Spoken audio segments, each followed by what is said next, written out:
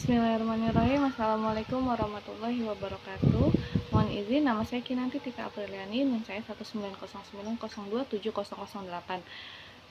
dari Magister Manajemen UHAMKA.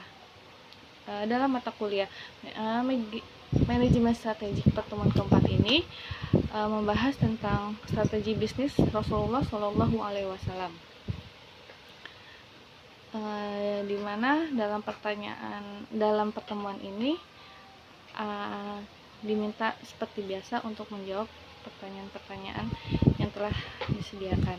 Pertanyaan yang pertama itu, apakah strategi bisnis Rasulullah menurut Ahmad Jarifin sudah sesuai dengan strategi manajemen yang telah kita bahas sebelumnya, setelah yang dibahas di materi sebelumnya, yang menurut Ahmad Jarifin itu strategi bisnis Rasulullah tidak akan merugi di dunia dan di akhirat. Menurut saya sudah sesuai. Menurut saya pada pertemuan sebelumnya itu membahas tentang strategi klasifikasi strategis itu, yang menurut Whelan and Hanger pada strategik generiknya terbagi 3: stabilitas, ekspansi, dan penciutan.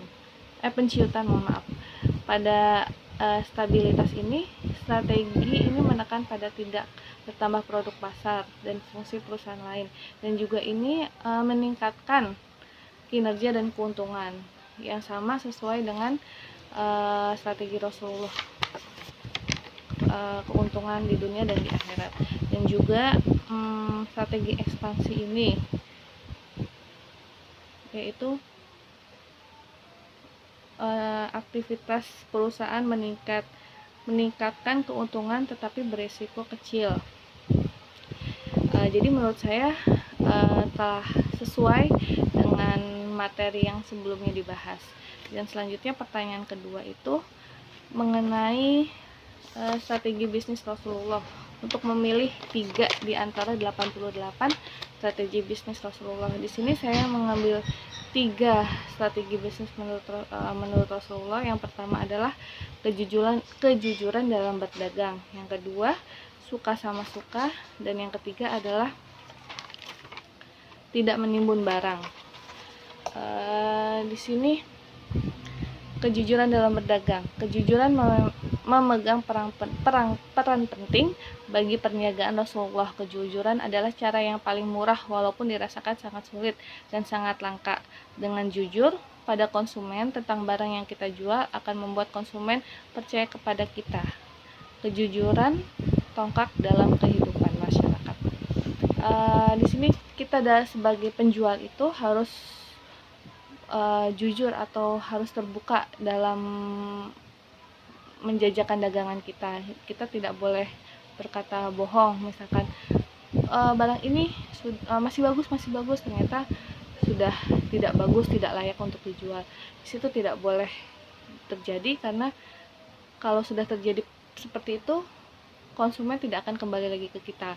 Kita akan ditinggalkan konsumen, dan pasti konsumen akan berbicara ke yang lain, dan kita tidak ada yang membelinya lagi. Yang selanjutnya adalah suka sama suka. Di sini permintaan dan penawaran dalam sistem jual beli akan terasa nikmat dan indah jika dilakukan secara fair dengan konsep ikhlas, di mana kedua belah pihak yang bertransaksi melakukannya dengan dasar suka sama suka.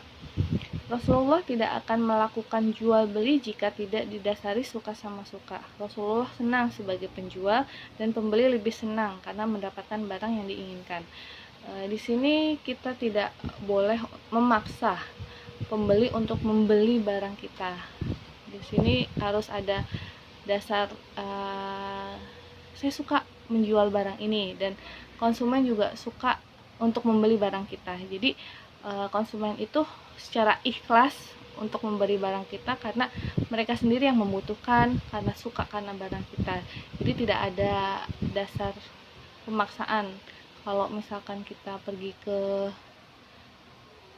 ITC atau apa seperti itu, kan suka ada yang kak ayo masuk gitu.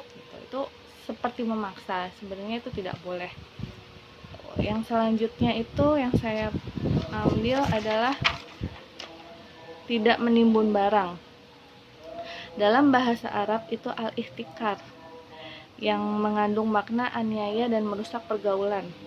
Menyimpan barang yang dibutuhkan masyarakat dengan tujuan menjualnya ketika harga membengkak, barang itu baru dipasarkan. Itu sangat tidak baik. Rasulullah tidak pernah menimbun barang dagangannya, dan juga Rasulullah itu meminta agar pedagang lain tidak pernah menimbun barang. Karena terjadi ya saat awal pandemi kemarin, orang pada menimbun masker dengan menjual harganya sangat tinggi. Itu sangat tidak masuk akal harganya, karena kasihan masyarakat yang kurang mampu seperti itu. Jadi kita harus menjual barang itu barang-barang yang tidak boleh ditimbun, karena itu juga merusak harga pasar juga, dan juga menyusahkan masyarakat atau menyusahkan para pembeli. Terima kasih, mohon maaf kurang dan lebihnya. Billahi taufiq wal hidayah. Wassalamualaikum warahmatullahi wabarakatuh.